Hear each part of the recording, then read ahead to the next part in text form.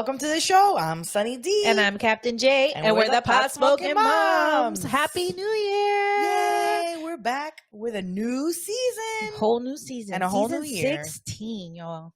Yeah, we've been doing this for a minute. For a long minute. And let's cheers with you to the new year and the new season with a smoke sesh. I'm ready for that. What are we smoking there? We got some cherry fade. We're going to be passing it. Are we going to be faded? So this year we have some other states that are going to be able to be joining us out there. So Minnesota is expecting to start their licensed sales for recreational during the first quarter of this year. Hey, and if you're in Virginia, while possession or personal cultivation of marijuana may have been legal since July 1st, the state has been working on regulations for commercial sales, and you should be able to buy some weed this year legally. And also Kentucky, medical marijuana use became legal on January 1st, 2025. Following legislation passed in 2024, the state is in the process of setting up a regulatory system for medical dispensaries. So more and more green states joining the green ranks. Even if you're in any of those states, cheers. Spark it up with us. Cheers. I'm sure they're still sparking it up even though. I mean, you know, at least now it's legal and they don't feel like they got to do it in the shadows. Yeah. And, you know, it is helpful having that medical card. Absolutely. And if you like this show, because you smoke just as much weed as we do, please like, rate, subscribe, share our show. That helps a lot. And be friends with us on all our social medias. Yeah. Come check out our website and you can become a patron there. So a lot has happened between October, our finale was a Halloween. So a lot's happened between then and now. It's been a couple months. We had the election. Do you feel rested? I do feel rested. I've been waiting to come back. I miss this. I miss our talks with our peoples and stuff. Our therapy. Yeah, this is fun. Yeah, I do feel like a lot has happened. So I don't feel that rested, but, you know, it's been a lot going on socially. We didn't get recreational in the election. Yeah, we had a whole election. The recreational didn't pass. We thought that was going to pass, but we forgot about that 60% supermajority. I didn't. I remembered the supermajority because we didn't get medical the first time we tried because we didn't get the supermajority. Uh-huh. And then the second time we did. So if they can try and get it on there again, maybe there's a chance. But I don't know, man. I feel like, look, but more they spent a lot of money on trying to get that on, and I think we may be out of like recreational weed for a minute here. I don't know. We'll see. We have a story to read about that later, actually. And I love you, Miami. And then also, more importantly, abortion protections were not passed either, right. Also because of that supermajority requirement. And I think both were at like 57, 58%, anywhere between 56 and 58%. But because they couldn't get that 60%, which is ridiculous, that changed back in like 2006. It used to be majority, and they changed it to supermajority without even a supermajority vote. Right. You know, like they got it at 50 something, like 53 or something like that. Right. So that it's just they're requesting ridiculous. 60% now, didn't even pass by 60% then. I know. Get out of here. And then the crazy CEOs shaking in their boots all over America. I don't think they're shaking in their boots. They have enough money to put in an extra layer of protection for themselves. But this whole thing with the CEO of United Health going down. That was one of the craziest things I think to happen during our break. Yeah. When I heard that news, I was in total like shock. Yeah. I was like, what? That's insane. Like I've never heard a story like this before. Right. But it was a long time coming, I felt like this was something that was in the works because of just how fucked up everything is right now. But the reaction from the people, from the internet, from the masses, I feel like was justified. And I hate when people try to be like, oh yeah, you know. You know what? Yeah, right. It's a human being. It's their life. But yes, It is a human being. They had a family. Yes, that's all very sad. That's not what we're saying, you know. Right. But us reacting with, you know, jokes like, oh, you're out of network, or you're right. I'm sorry. We live in America. They kill millions The of internet people exists. every year. Right. We live by in America. denying them healthcare. The internet exists. When a villain dies in a movie, Exactly, everybody cheers. When a villain dies, you know, they're a and villain. as far as I'm concerned, this guy had a lot of villain qualities. Okay, and honestly, if you're a I billionaire, feel you're like a on the villain. other side of that, I think most of us were just really happy that it wasn't in a school or in a movie theater 100%. or in a store and multiple people got hurt. Okay? I feel like targeted. It was us mostly happy that it wasn't one of those stories instead. But they're going to gaslight you to think that you're being a bad person when you justify the death of someone who kills millions of people on a regular basis that versus makes decisions for their pocket that kills millions of people. They're going to make you be like, oh, why? That's terrible. Why would you do that? When, hello, I feel like that Kyle Rittenhouse clip that they air when they're trying to gaslight you into thinking that you're a horrible person for like kind of grinning at the fact that this shit went down. Yeah. Like, I think that's exactly what it is. The guy, the mayor, what is it? Who is the political person signing the bombs? Like, what do you think that is? Do you think that's different? Because, you know, it's not. So yeah, I think it's insane. I also think the possibility that the guy that they got is not him. Yeah, that's what I was gonna say. Do you think he's the one that actually did it? I mean, they need a fall guy. Look, honestly, they need to make an example out of him. Did it? And that's what they're doing. Obviously, isn't like I'm gonna leave this complete perfect. I don't know. I feel like there may be multiple people involved. Did the stuff that they find him with, was that really on him or was it planted? Like, is he a fall guy? Is he a patsy? Right. Because he seems pretty confident. Like every time you see him, like not guilty. Yeah. He seems like he's like right. And it's all kind of weird, right? Because you're like, here's someone. And I think there's a witness now saying that who saw the shooter said that they were there from like some ridiculous time in the morning.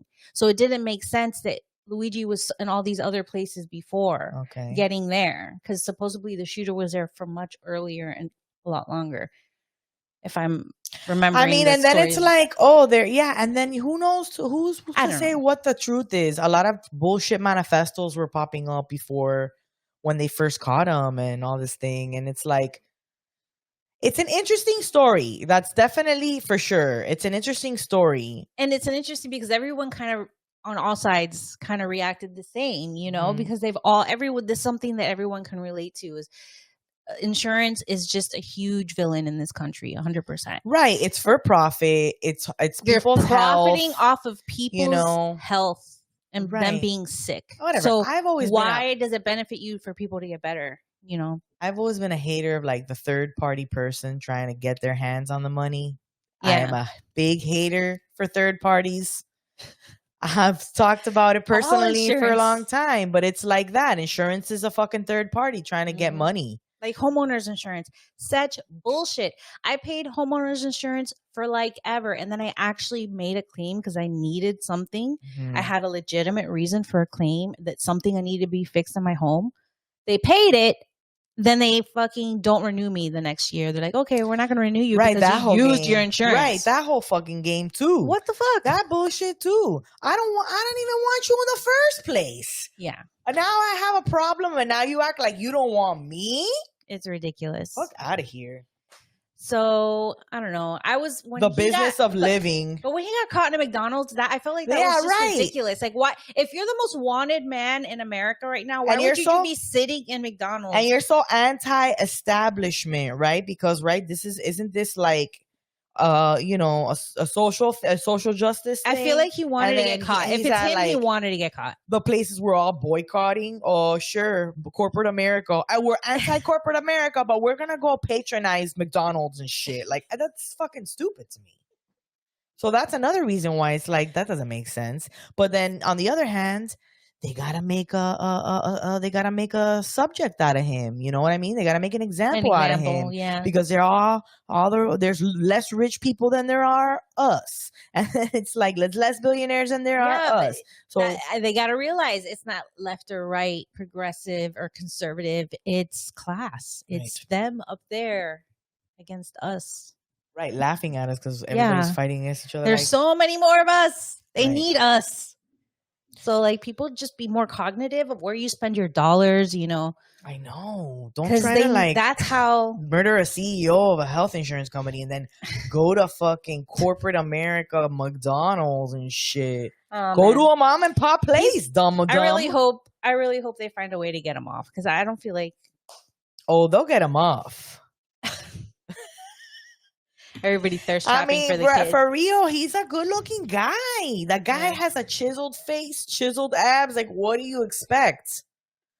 The other guys in jail are keeping his lines. All it takes is one juror to say nope. Out of the 12. So this is, it takes one to be and like, then no. What's up with we're giving him terrorist charges? That's some bullshit. Everybody's blowing shit up and blowing other people up. And how is that terrorism?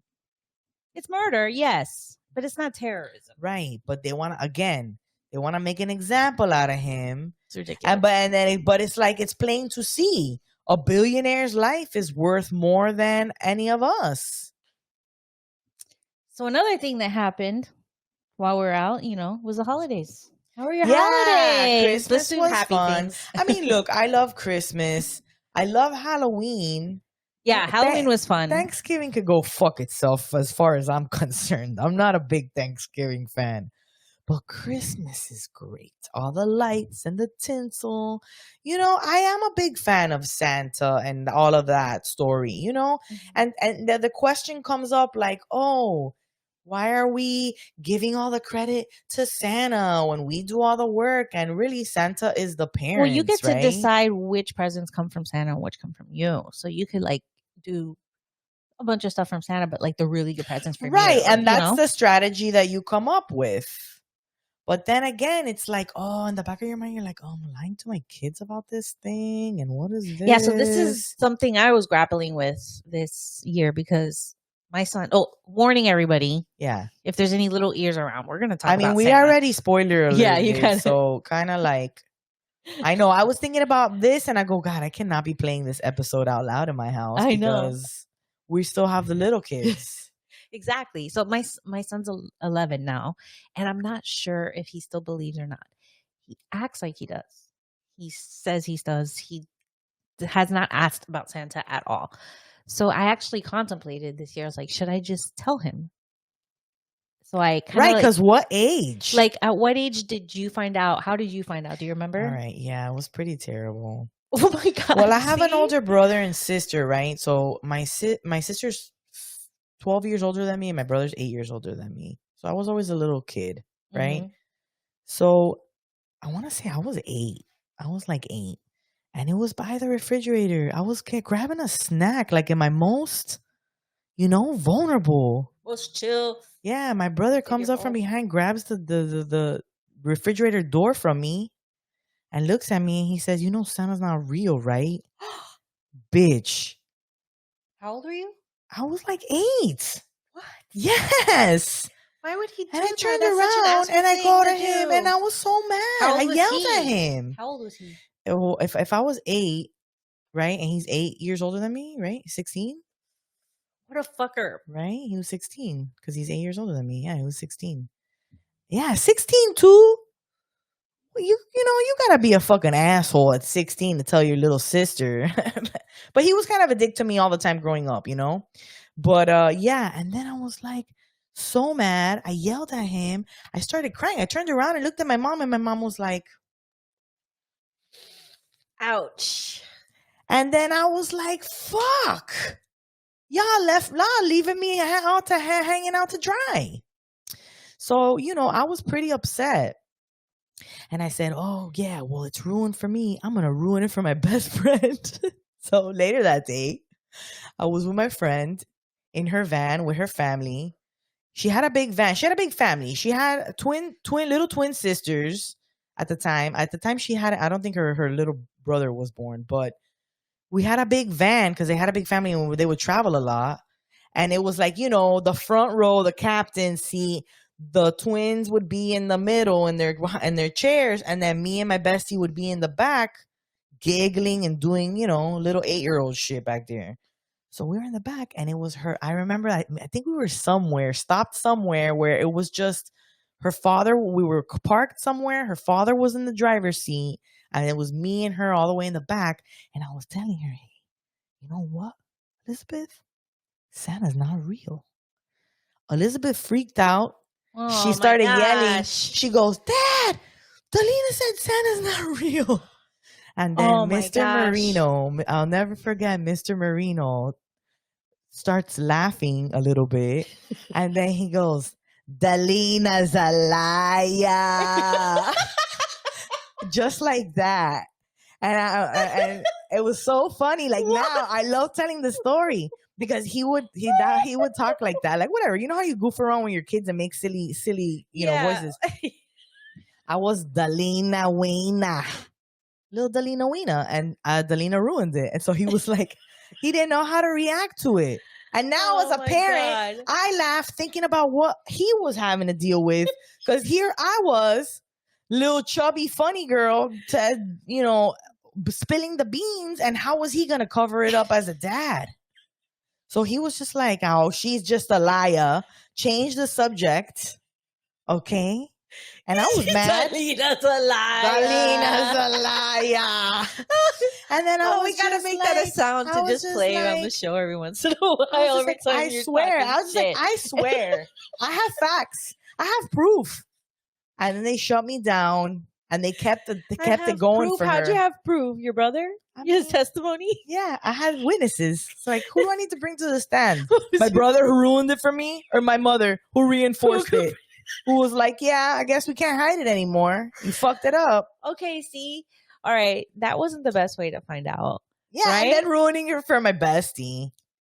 But, exactly. So that was. But I felt like the truth needed to be known. Like, I couldn't hold it. How can you hold on to that secret? First of all, your parents betrayed you because they've been leading you on this whole time. Honestly, I feel like that was on your mom and my brother and your brother. Sure. But your mom should have, like, okay, if she was gonna be honest with you, she should have been like, don't go telling other kids. Let them have the magic until they find out. That's a heavy lie to hold on to, though. That is especially when you have a best friend who you're so like talk about saying, everything. Like, my kid's 11 and he still acts like he knows Santa. Yeah, but maybe he's kind of in denial because he's seen you hiding shit too, so he doesn't want to ruin it for you either. That's what I'm saying. But he's old. I feel like so next year. Oh, you asked him? No, I did not ask him. Oh shit! I thought that was the deep part of the story. Now, my family, their opinion on whether or not I should tell him. And what they say. My brother was like, I think you should tell him. I found out from some asshole named Steven in school. And then I came home and found all my presents. And my mom was devastated. Damn it, he'll never forget Steven. It. And he's like, the thing about his story was that he, that not only that Steven fucking tell him about it. Then there's some other girl. I can't remember. He said her name, first and last name also. He said first and last name for both. It's funny when you remember kids from school. Oh, for sure. And especially when your memory is so vivid that it holds on to both the names. Yeah. And he's like, but then so-and-so, this girl, came over. She's like, no, he is real because I caught him. I've actually met him, blah, blah, blah. And she started like, he's like, but she was just being nice to me. So then I felt even more dumb because I felt like, oh, this girl just feels sorry for me as being nice. And this guy was not, and I didn't know. And I went home and I found my presents. Yeah. And he was like, so evidence. pissed. Again, evidence. Yeah. Witnesses and evidence to prove. Santa's not Everybody else other than my brother said I should let him just, because maybe he does know and he's just playing along because he enjoys it. I know, but you guys could still enjoy it like that if he. So I asked. I'm okay. I asked one of our patrons' kids that already knows. And? She said, don't tell him. She's 13. Okay. And she said, don't tell him. He probably already knows, but don't say anything. Gotcha. So I kind of trust the kids, right? I don't Yeah, know. because too, honestly, I think Because if I they think haven't said there are anything, cases where I think that's it's also because the other case. they're not ready to. But that's another thing. I don't know. I know, I'm right? really split on it. Because you don't want. But I didn't. I kept the magic this year. But my brother's like, don't let him go to middle school to eat Santa's Yeah, I know. food. True. That's true too. You don't That want. was my brother. You don't want him to have to be fighting that in school when he gets older. But that is true. I think like you do see the signs, but also honestly, I think this is where we find out about denial. And I think denial is something that also has to be you need to be open with your kid about, because like denial is knowing that something exists and trying to just pretend like it doesn't to keep existing. And I don't think that's a good thing. Lesson. That's not a good lesson. So honestly, that's also a big thing. I feel like that's a big lesson, you know, like if you know, let's be honest and open about it. Let's not pretend like it's not there to try to keep making it happen. You know what I'm saying? So on the one hand, you can still keep the magic going, but like, let's be honest with each other about it. Did you see the Dear Santa movie? What's the Dear Santa movie? With Jack Black? No, I seen the trailers and it looks really good. It's saying he by accident he brings Satan. He's dyslexic, so instead of putting Dear Santa, he put Dear Satan. That's great. So the letter went to hell and went to Satan. Yeah, and Satan comes instead of Santa. It's really. I want to watch it, but I can't watch it with my kids, right? Like it's the whole topic of, is Santa real or not? Okay, you know. Yeah. But I feel like most Santa movies are. And then it's always like, oh, do you believe or not? Right. Because we watch Elf, and like at some point you're just like, yeah. Are we giving all it away? Santa movies are all about not believing and doubting in Santa. Right, and that's why it's like you could play that in both ways, right? Mm-hmm. But then also when you come clean with your kid and tell them, hey, look, this is the truth, it's me. That doesn't mean that the spirit of Christmas dies. That just means we gotta do different things and continue celebrating different ways. Yeah, and then I was like, maybe if I do tell him, maybe not during Christmas. I don't know. You know what I mean? Right. I don't have that one last magical Christmas. Yeah. I think maybe next year when you're getting ready to go into Christmas, I think maybe we should have a conversation. Yeah, maybe then I'll consider it again. You know? Tell us your thoughts, please. Yeah, what are you thinking? Message us, comment on this episode what your opinion is on this, because I want to know if anyone's actually told their kid about Santa.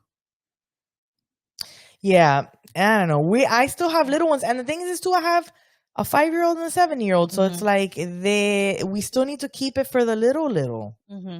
So we're still gonna keep it going for a minute, but that's major, and that is a major core memory when that does finally happen. When you realize, so you don't want to like fuck it up, because luckily they don't have an older dickhead brother, so they're not gonna have to have that experience. Because immediately when the elf did not arrive on December 1st, he's like, "Oh, the elf isn't here." Oh yeah, right. So check this out. Yeah, we don't have that. We don't have the elves, but we accidentally have started doing this shit. Because people are like, oh, my biggest flex is I don't do the elf thing, the elf on the shelf thing. Yeah, don't do it if you can. I mean, look, it doesn't have to be that complex. Some people go, crazy and do ridiculous shit that takes too much time and effort, right? But they're silly things, and to see their reactions is so cute. Magical. It really fun. Is. And they respond in different ways. So we have 2 gnomes. We call them the gnomes in the home. So we started off with them where they were decorations, but then they started getting sassy and doing stuff. And so they loved it and enjoyed it, and they were like sassy playing with it. I mean, my oldest would bring both of them into her room because she was like, okay, this is your house. Let's see what you're gonna do. She wants to catch them, see them in the act, and see. Yeah, maybe she catches them in the act. But whatever, we were playing with it because it's like, okay, this is fun. It's fun. Even fun for us, right? Yeah. So the tragic thing that happened this year with Christmas is the tree. Something happened with the tree stand. We have an artificial Christmas tree The stand broke and the tree fell, and it woke us all at 6 a.m. one morning, and we had to clean up all of the broken stuff. And there was, we love ornaments and collecting ornaments, like different things, moments that you collect ornaments and stuff. So we lost some ornaments. That When that sucks, right? We have to get a new tree, but for the most part, so that turned into, so it's fine, whatever. We got to get a new tree, but that turned into like, did the gnomes do it? And we were like, they immediately thought of the gnomes. Immediately thought of the gnomes, and we're like, I don't know. We're trying to like play it cool and be like, I don't know that the gnomes did it. Might have been, but so then she wrote a note for Santa and put it where the Christmas tree was.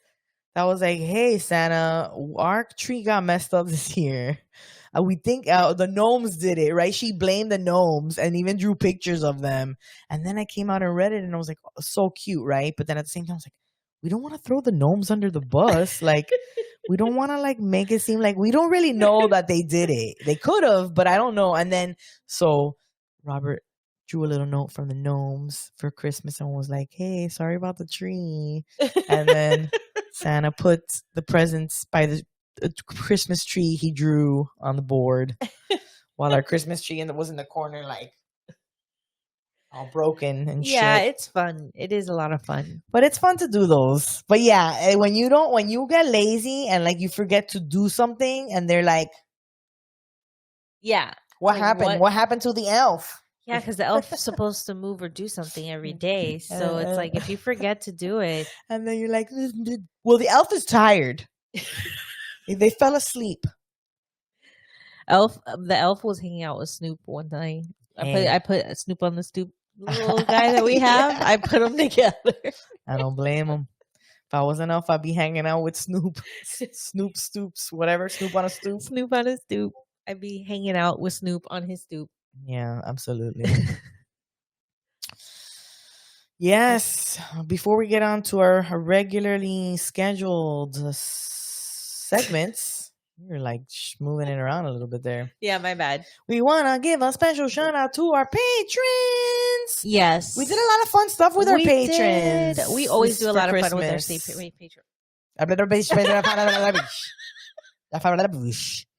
We do fun stuff with our patrons. Cherry fade. We do a lot of fun stuff with our patrons. We try to take the time to do little gifts. Yes, Cap'n I hope Jay everybody enjoyed their gifts. She sent out some gifts from some of our other pot smoking mom friends who do some really nice, stuff. Here we are at a party. We got our patrons to join us. Yay. We went to the Pretty High Club Christmas party. This was really so funny to try to coordinate. Yeah, we were trying. We didn't nail it. We were trying to do the JCPenney, the head stack pose where everybody's like, but with the joint in our mouth. Only 3 of us have joints. 2 did not get that part of the memo. Oh wait, she has it in her hand.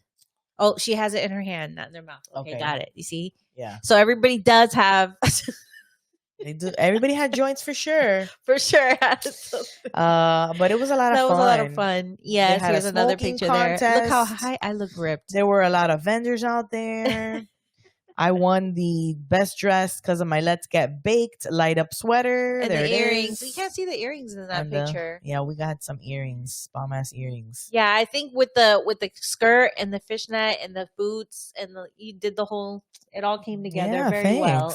Because you did win best dress. Yeah. Look at the sweaters. See, let's bake. Let's get baked. And yours says missile stoned. Missile stoned. So that was lots of fun. There was lots of interesting. I mean, we got a lot of interesting treats there. I always have fun at the Pretty High Club events. That was lots of fun. And next, we should open up become vendors to sell water because we had to go outside and buy bottles of water. I can't believe there was. We were talking it was about so funny next time if we vend there, we'll talk about our podcast, give out stickers, and just vend water and soda, just regular drinks. That is a brilliant idea. I swear, that is a brilliant idea. For starters, there was no water there. How can you be allowed to smoke joints and blunts and shit? You get cotton mouth. I mean, everybody gets cotton mouth. So I kept going to the girls, oh, I want to get water. And y'all bitches kept telling me, like, oh, go to the back. There's a bar. There's a bar. I thought that bar there had water. I went to the bar, I would look at the menu and I'm like, there's no water here. So finally, you guys are like, go to the bar. And I go, I'm going to go back there and I'm going to talk to them. Christy went with me. We went back there and they were like, we don't have water, but we have this. And they showed me their menu. And let me tell you something. There was no water there, but they had some interesting They had some really nice teas. And concoctions with different elements of the earth. It was, I mean, oh my God, mushroom teas. Yeah, there was. They had a drink called many different infused kinds of. They drinks. had a drink called Pussy Power. Very interesting.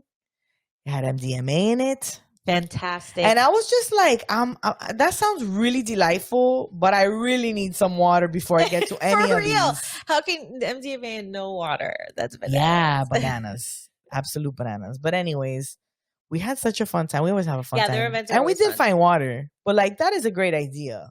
Vending water there for sure. And just the water. And just talk about soda. Our podcast. Absolutely. You're thirsty. I would even give the water just for people to be like, hey, you need water? Go to the podcast table. We're giving away the stickers, charging you for the water. Oh, no, we should just maybe sell shirts or something. Yeah. I don't know. I think water or soda or something. No, because it would be nice to give away water. Bronzo. Water should always be free. Water should be free. All right. So yes, please check it out. If you want to become a patron, we do stuff like holiday gifts. We do trips every year. We need to decide what we're doing. Yeah, we're trying to. We do watch parties for different TV shows on Discord, or we just sesh together in Discord. We're currently watching a few different shows. Silo, Dexter, Severance is coming back soon, so we're going to start watching that when that comes back. And Yellow Jackets would be coming up later this year as well. So yeah, so come and join us to do that. If you're looking for an easy way to support the podcast, you could just rate this episode, review on Apple Podcasts, share the show, comment. You know, depending on where you're listening or watching, you should be watching on YouTube. But check out our social media and interact with our posts. We're on TikTok. We're so close to getting to 1,000 on YouTube. If just like, oh my gosh, if just like 1,000, you know, just one more, 1,000, like 85 more people, 100 people, we'd finally get there. You know, come on over to YouTube. Hey, we gotta. Oh my gosh, you've been waiting for this segment. I think we should just play the news nugs. Yeah.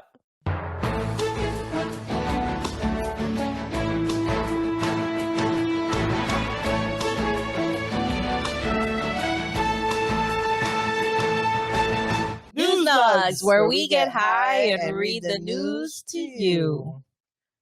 You're green. I'll put you up first. Kentucky patients can now apply for medical marijuana cards from the state. I didn't know you ate. I did. I took a bite in defiance, not knowing that I was gonna be reading, and I was trying to hide it, but there's no hiding that. You keep telling me you don't always have to go first. You should put me sometimes. So I was like, let me put her first. And then when you finally do, I fuck it up. I'm fucking up. It's okay. I'm sorry. I didn't notice that you did. It's all right. It was very improvised. Kentucky patients can now apply for medical marijuana cards from the state if they have a doctor's recommendation. Nice.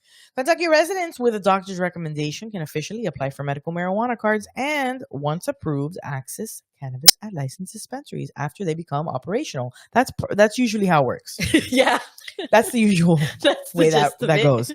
As of Wednesday, patients and caregivers can now visit the Kentucky Office of Medical Cannabis application portal, submit their information, and pay a one-time $25 fee. Wow, that's cheaper. Ours is $75. Yeah, that's way cheaper. Yeah, $75 es un robo. Yeah, every year, every time you gotta apply. You got your $75 credit at True Leave after you renewed your card? I haven't gone back since I renewed. Oh, I did go, but I was using. I mean, it was all in there. Credit. Oh yeah. So like, if you, they were doing it. Are they still doing it?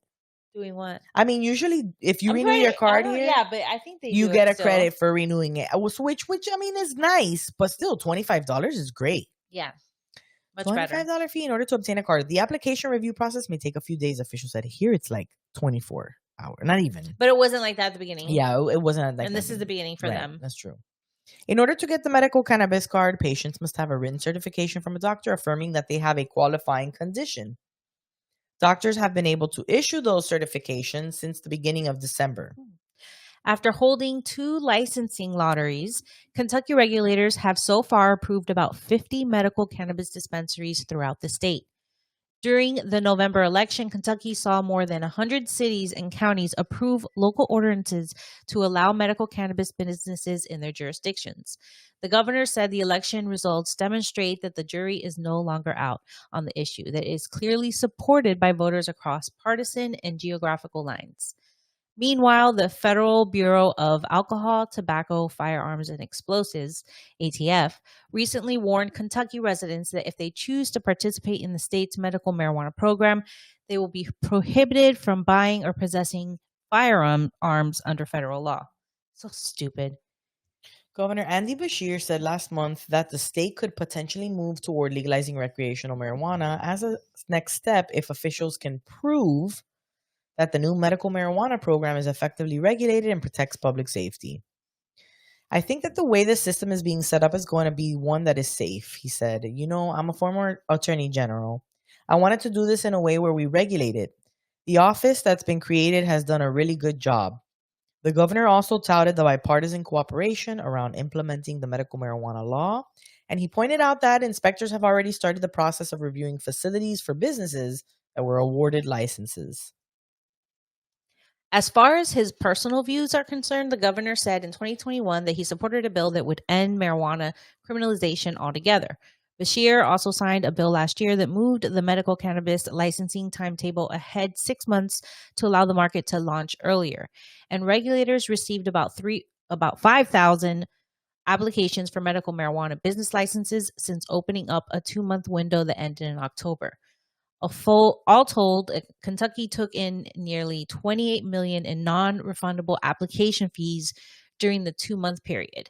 The governor also recently said that once the cannabis program is up and running, he intends to rescind on his executive order he issued last year to legally protect patients who possess medical cannabis purchased at out-of-state licensed retailers. Oh, okay. So going across the line to get. In June, the governor also announced that the State Board of Medical Licensure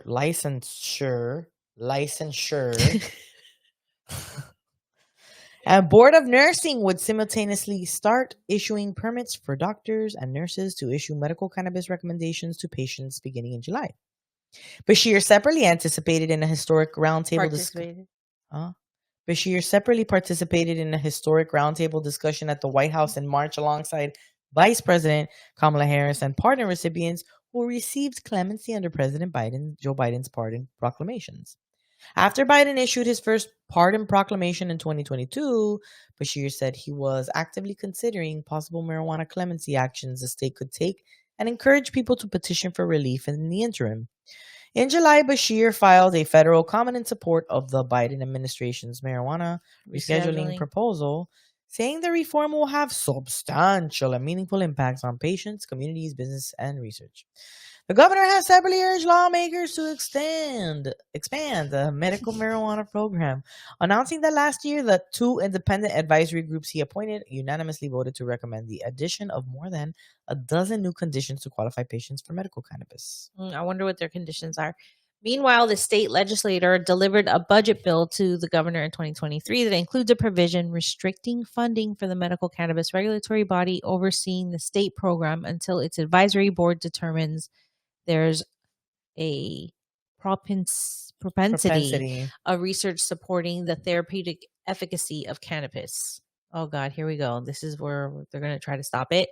So last year, Kentucky lawmakers filed marijuana legislation with a notable bill, HB 420. If passed, it would have legalized and regulated cannabis for adults 21 and older, though it did not advance in the state's Republican-controlled legislature this session. A more limited legislation measure, HB 72, was also introduced by a representative. It would end all penalties for simple possession and use of marijuana by adults 21 and older, and also allow adults to grow a small number of cannabis plants at home. That's nice. Commercial sales, however, would remain prohibited. It too died, however. Boo. In 2023, Kulkarni introduced a measure that would have let voters decide whether to legalize use, possession, and home cultivation. The lawmaker previously introduced a similar non-commercial legalization proposal for the 2022 legislature session, but I guess they've all failed. But you know, they got medical now, so like, I'm surprised they even have that in Kentucky. Yeah, I know. When I saw that on the list, I was like, okay. More and more states. That's how it starts with medical, and then you eventually get to the recreational. We didn't get it. Yeah, well, right.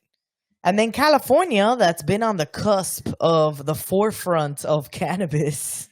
Yeah, they're actually going to get these shops. They're like 18 years ahead of the game here. We have a little video on this story before we read it. If you want to, let's roll the tape. Roll the clip. It is the dawn of a new era for the cannabis industry, and places like the Woods here in West Hollywood, they have been eagerly waiting for this day to come. Cannabis Cafe comes to West Hollywood. I was in California where cannabis can be legally consumed, but starting today, customers can also order food and drinks to go with their marijuana. Thanks to the passage of AB 1775, Amsterdam-style cafes are now legal, and the cannabis industry is ready. Here's a glimpse at what these cafes can offer. So here at the Woods in West Hollywood, you can already rent these cabanas by the hour and consume whatever cannabis products you buy. But now you can also order food and non-alcoholic drinks to enjoy here as well.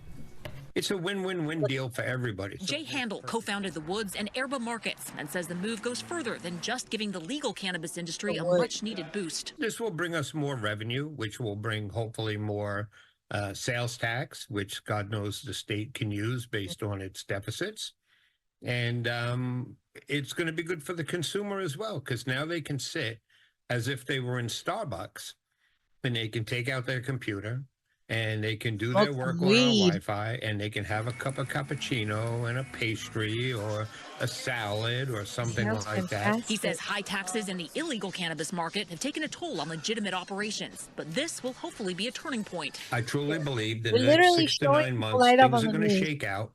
The pretenders are going to be gone, and the really serious operators are going to survive. Like the majority of voters, everyone we spoke to welcomed the changes. I think it's just a step in the right direction, especially towards decriminalizing marijuana federally and hopefully destigmatizing it, especially amongst minority communities, given that we're in West Hollywood. I think it's awesome. I think it's good for the community, you know, and it's like entering a new part in society. It sounds like a great idea to me. I mean, why shouldn't they be allowed to serve food? I'm not a user, but I think it's a good idea for those who do.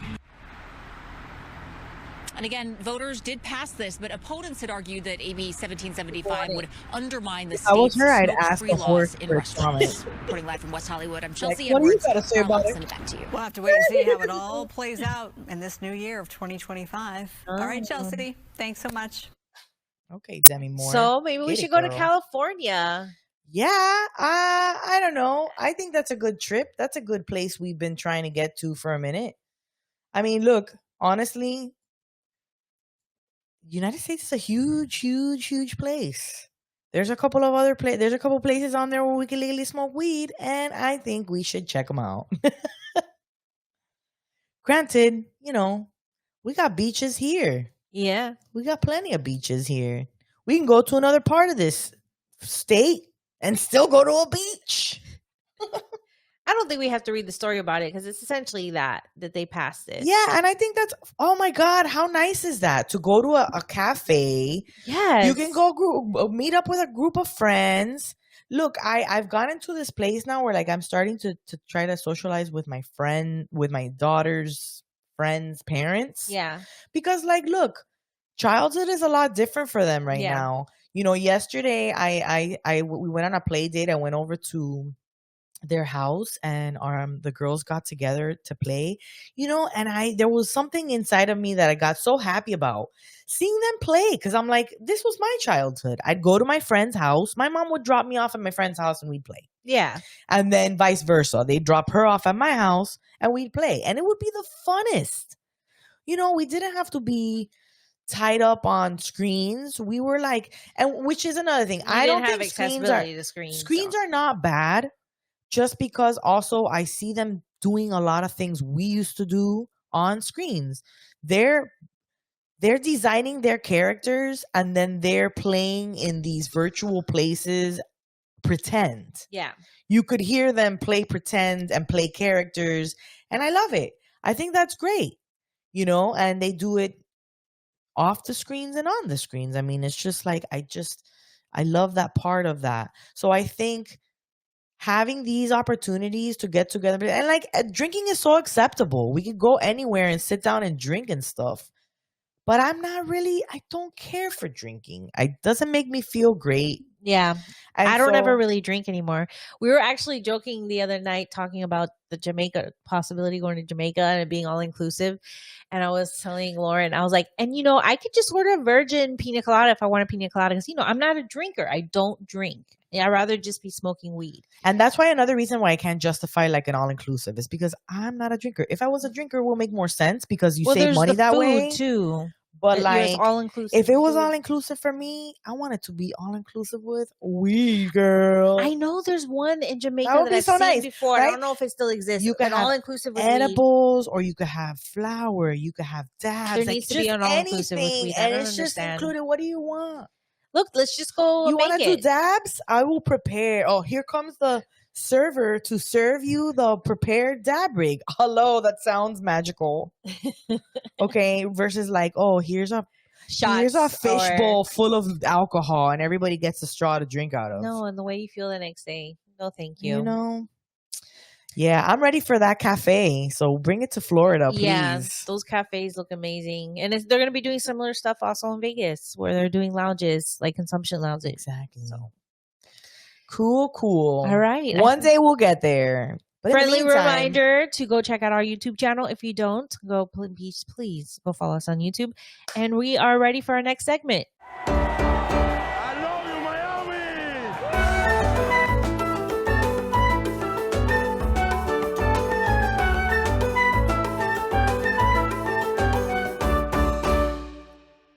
Oye, este show está buenísimo. Este show está buenísimo.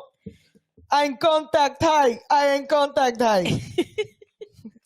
love you, Miami. Well, and if you're not familiar with I Love You, Miami, this is our segment where we give you some Florida stories. Florida news. So Florida's pot industry suffered a major loss in November. But it won't easily be dethroned. Oh. Let's see what they got to say here.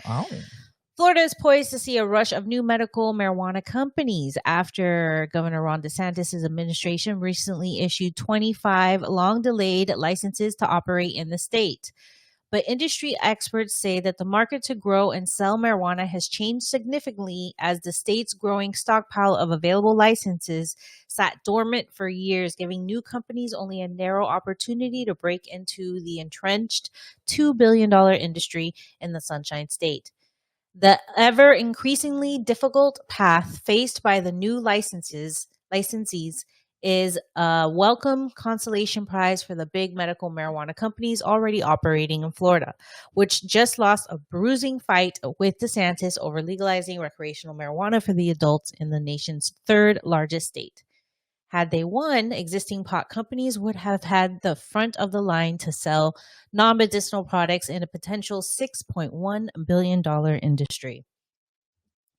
It's going to be really difficult for any of these licensees to even put a dent in the current industry, especially in the way of prices, said Michael Minardi, who led a previous pot legalization ballot initiative.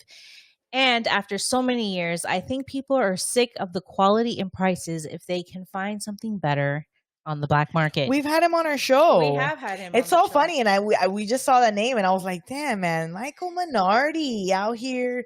We gotta look up what episode that was.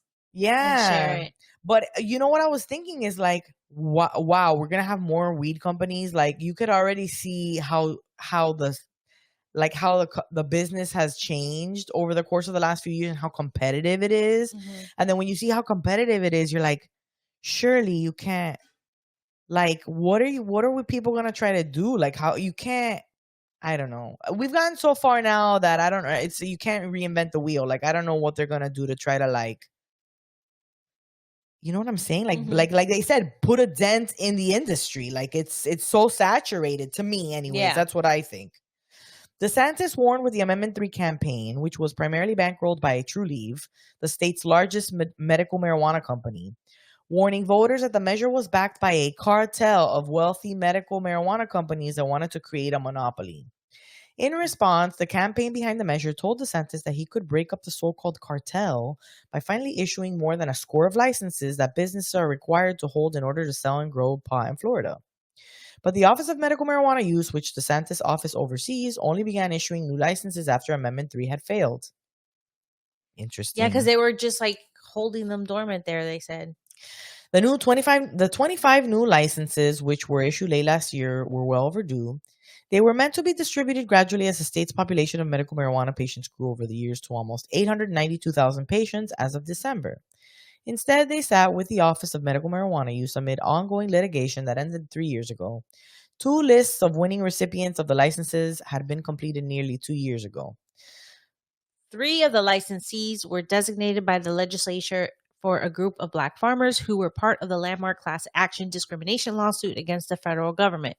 Another 22 licenses had attracted 74 applicants that included accounting firms and hemp companies. The new licenses still face several steps before Florida will finally hand over the credential, but they could ultimately double the 25 pot companies that were already operating in Florida's medical marijuana program. More licenses may seem like a solution to the cartel described by DeSantis, but a former lawmaker and 2 marijuana industry experts fear the new licenses will also face sky-high overhead costs and diminishing returns as the state's oldest licensed pot companies continue to grow every day. Former states, I mean, yeah, it's so hard to with vertical integration. Right, like you got to so do hard. every damn thing. So It's all the ridiculous. capital that you have to even You need start so a much company money. is insane. You have to have so many partners. We've talked to so many people on the show that like are like it costs it takes so much money and you got to get so many people involved that it's crazy, and it becomes difficult to do business because of all the people you have to involve to get the money to even start it. Yep. So former senator, Jeff Brandes, a St. Petersburg Republican who advocated for both legalizing pot and looser controls for medical marijuana before he was term limited out of office, said DeSantis and the legislature have no interest in addressing tight regulations that have led most of more than $2 billion in revenue to be collected by a handful of the oldest licensees. It became apparent, it became convenient for them to argue about it against the amendment, and now they want to put the genie back in the bottle, Brandes said, adding he believes how are companies required to organize themselves will also limit the industry's growth. See, now they're going to talk about vertical integration. Florida's vertically integrated licenses call for each company to be self-contained. We got to hurry up before the sun goes away. Each licensee grows its own pot. I just started like internally going, oh my God. Each licensee grows its own pot and then uses those crops to manufacture products, then sells those products in company-owned dispensaries. Wholesale purchasing of raw marijuana is prohibited unless the sale is authorized by the state due to crop loss. They like the control and leverage that it provides, Brandes said. In other words, a new marijuana company would lead to build facilities to grow marijuana and manufacture products, open at least one dispensary, and hire employees before it can go into business. Wow. Zach Colbrain, a Fort Lauderdale lawyer who helps companies apply for the Florida licenses, says startup costs, depending on the growth strategy of the company, can easily reach $15 million. Just to start.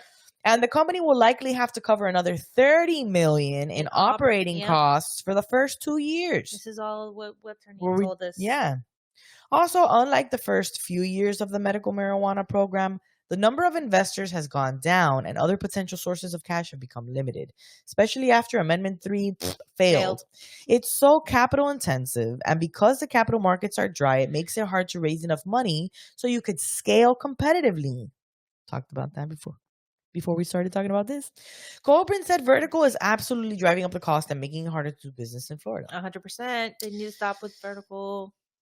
Coburn said he advises his clients that the licensure process can take a while, but the winning recipients did not anticipate waiting since April 2023 or longer when application periods were finalized. Still, the licenses could be worth the costly wait, since they have no caps on the size of a company's overall canopy of growing marijuana or opening dispensaries. Also, without recreational marijuana, thousands of patients who left the medical marijuana program are now getting new recommendations from a doctor. So, yeah. So, I guess people were like, oh, let me not bother renewing my card because we're going to pass that shit. Dude, I had just renewed it and I was like, oh, and we had the person who does our renewals or the doctor was like closing down, like, oh yeah, we were possibly having to look to another clinic. Right, we were having to look to another clinic, and then when it didn't pass, they're like, actually, yeah, we're not gonna take any new patients. We'll just keep seeing you guys. And we're like, okay, we're just gonna stay with our existing patients, right? So the state has seen a surge of about 10,000 new patients since the election, and doctors' offices are booked for weeks. I wonder if that's the real reason that DeSantis was against Amendment 3. Trying to, like, he has interest in the medical. I think he does, honestly. He talks a lot of shit about it, but I think he does have an interest in the medical program. He wants to have a stake or something in it. I don't know why, but so you have the ability to essentially scale up or as little as you want, Corbin said. That's what gives a license value. One of the recipients of the licenses is an Alachua County farmer who said he is ready to get into the market. Randy Rembert is the owner of the Hawthorne-based Rembert Family Farms, which became the first Black-owned cannabis company in the state in more than 80 years after it began making hemp products. He said he has watched as pot companies from outside Florida spent millions of dollars on building infrastructure and buying unnecessary equipment and supplies. He's yet to take steps to build a grow room, but even with companies like Trulieve, which have opened 29 dispensaries in 2024 alone, Rumper said he is confident he can compete. A lot of people are going to buy a bunch of useless stuff that they don't need because they never actually cultivated cannabis before. Rembert said, If you don't have a farmer's mentality of buying what you need and keeping away from the stuff you don't need until it's the right time, then no, some people would not be successful. And there's still a chance for expansion of the marijuana industry in the future. Amendment 3 earlier in November only narrowly missed the 60% threshold needed for passage, and an overwhelming 71% of voters legalized marijuana in 2016. In the first place, by supporting a ballot initiative financially backed mostly by high-profile Orlando lawyer John Morgan. As Florida's self-proclaimed... it's our first... I cannot believe that name that you're about to say. As Florida's self-proclaimed pot daddy, Morgan said it would be challenging for new companies to get off the ground. He predicted that the state's medical marijuana program may someday look like the state's retail pharmaceutical industry, with a few companies handling most of the business. Still, the licenses will remain in demand, Morgan said. They would be gobbled up in a minute, Morgan said. There's never a shortage of fools to chase fools' gold. Pot daddy said. Pot daddy. Self-proclaimed. Okay, so what? Yeah, my wife calls me Pot daddy. Okay. So our last Florida story. So Florida government agencies couldn't fire workers for off-duty medical marijuana use under new bill. This is important. This sounds good. Okay. This sounds like a good headline. So new legislation in Florida would protect medical marijuana patients from discrimination in government jobs. Oh, in government jobs specifically. By preventing agencies from punishing public workers. Well, they're the ones that let us buy it. Based solely on their legal use of cannabis. The bill, HB 83, was introduced on Friday by Representative Mitch Rosenwald, a Democrat. He would bar public employers from taking actions such as firing workers, refusing to hire a qualified applicant, or demoting employees based on their medical marijuana use or registration.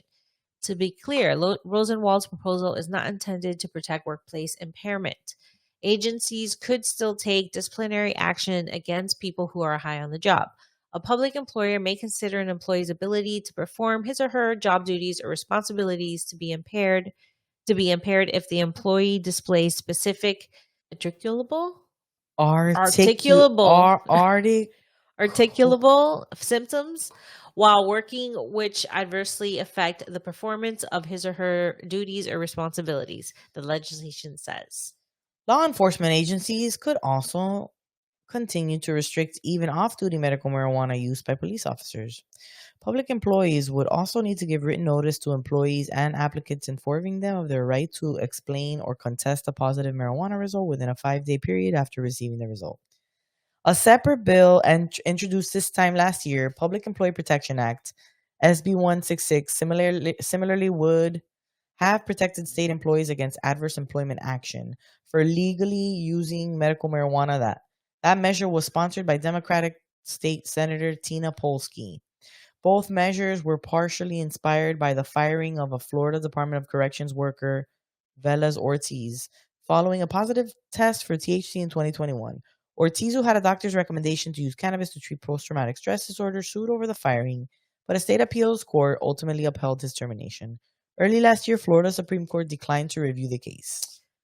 But this would only be for public workers. It wouldn't be for people that work for private companies. Well, because private companies, that's up to their discretion. They could do whatever they want. I mean, look, my card saved me. No, but there's still laws that protect your rights and stuff that they can impose on private companies. Right. Look, I mean, I think drug tests are silly. They're ridiculous. I think it's a definitely like invasive. I don't think that it should be a thing. I mean, if I work well, I work well. If I don't, you fire me. Like there's 100%. It doesn't matter. Yeah. But I will say having a medical card in a state that is medical, having the card saved me because I was able to keep my job and not have to lose it because I had the card. Yeah. So I mean, something. In a separate case, a state judge sided last month with a paramedic and medical marijuana patient who was suspended by a county fire and rescue department in 2019 over a positive cannabis test. The court ruled that the county cannot discriminate against workers with medical marijuana cards who test positive for the drug and must provide reasonable accommodations so long as there's no evidence that the employee was high at work or consumed the cannabis on county property or in a county vehicle. Judge Melissa Polo wrote in the decision that the undisputed facts of the case established that the paramedic had anxiety and sleep disorder that significantly impacts his day-to-day life when unmedicated. The definition of disability in the Florida Civil Acts, she added, includes both physical and mental ailments. And Florida's 26th constitutional amendment legalizing medical marijuana states that qualified patients are allowed to use medical marijuana away from work and that employers are required to make accommodations. While HB 83's provisions, if the bill becomes law, would have made clearer that workers like paramedics could use medical marijuana off-duty, it's unlikely the measure would have prevented the firing of Ortiz, the corrections worker, who carried a gun while on the job. Currently, about half of the states where medical marijuana is legal have laws that protect employees from workplace discrimination related solely to their use of cannabis. Changes to public employee drug policies are also unfolding at the local level. For example, in Bernalillo County, New Mexico, where Albuquerque is located, commissioners there recently approved policy details of a plan to stop testing and punishing most government employees for off-hours marijuana use. That's the other thing. It's like nobody, you could drink, you could be doing all sorts of other shit. And 24 hours, nobody wouldn't be the wiser. But God forbid you smoke a little joint on the weekends. You know, it's on there for a long time. That's another thing. It's like, yeah, what? How could you prove? Yeah, 100%. The change would include public responders such as firefighters and emergency dispatchers, but it would not extend protections for off-duty cannabis use to workers with commercial driver's license or who are required to carry a firearm on the job. What's their obsession with guns and weed? Not allowing people to smoke. Like they really, I don't know. Yeah, sure. You could do a line of coke and go off with your gun, but don't weed. dare fucking And smoke when weed and you're maybe high think on twice. weed, you're less likely to probably fire a gun. They should do a study to see how much more likely you're to have a gun, to own a gun. Like, who are the people who own a gun? Like, alcohol drinkers, coke users, weed smokers. Who? I mean, we're weed smokers and we have a gun, but it's put away, locked away, and it's stored, safely. Separately, local officials in Maryland's most populous county recently announced that they'll be loosening marijuana policies for would-be police officers in an effort to boost recruitment amid a staffing shortage. No, nobody wants to be a cop. In New Jersey last year, meanwhile, the state civil service commission mandated that the Jersey Police Department reinstate 3 officers who were terminated over their off-duty cannabis use. Attorney General Matt Platkin had previously affirmed in a memo that the state's legalization law permitted officers to use marijuana when off the job. So, there. I'm sure they need it. Maybe there would be less cops. Well, now that it's nighttime and you've seen the progression of day to night here on the Pot Smoking Moms podcast, we're coming to the end of our show and the end of the day. The end of the show. So next week, make sure you tune. We're at the end of the show, but make sure you tune in next week. We will have our first episode of the next season of interviews. Yes, because we're doing the thing. Every other week is interviews, and the other week is us. Exactly. I mean, we're still in the interviews. It's still us too. I know it's it's a different us with kind the of person. Us. It's just not like the whole different. You guys get it. Nugs, I love you, Miami. Are you new here? No, you guys get it. If you're new here, that's usually the gist of it. Right. But special thank you to our patrons. Oh, we love you so much. We are such big fans of your work. In return, Yanni, we love Destiny, you. Lauren, Christy, Denise, Peaches, Meredith, Angelina, Jenny, Catherine, Jessie, Diane, Gabby, Leslie, and Stephanie. Thank you, ladies. Thank you to all of our patrons. Thank you. If you're still listening now, make sure you go check out our website. And please subscribe, rate, and review. See you next week. Bye.